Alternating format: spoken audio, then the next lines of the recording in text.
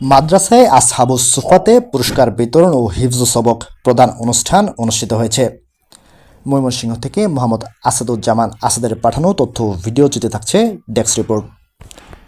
ময়মনসিংহ নগরীর চর কালীবাড়ি এলাকার মাদ্রাসায় আসহাবুস সুফা অ্যান্ড ইসলামিক একাডেমিতে আজ 6 আগস্ট বুধবার পুরস্কার বিতরণ ও হিফজ সবক প্রদান অনুষ্ঠান অনুষ্ঠিত হয়েছে।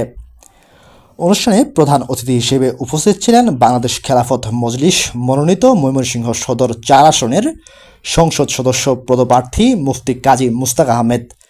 বিশেষ অতিথি হিসেবে উপস্থিত ছিলেন জিয়াউর রহমান মিন্টু, বিশিষ্ট সাংবাদিক SMK মিজান এবং মাদ্রাসার শিক্ষকবৃন্দ ও সম্মানিত অভিভাবকগণ। অনুষ্ঠানে হিফজ বিভাগের শিক্ষার্থীদের মধ্যে পুরস্কার বিতরণ করা হয় এবং হিফজের সবক প্রদর্শন করে নির্বাচিত ছাত্ররা।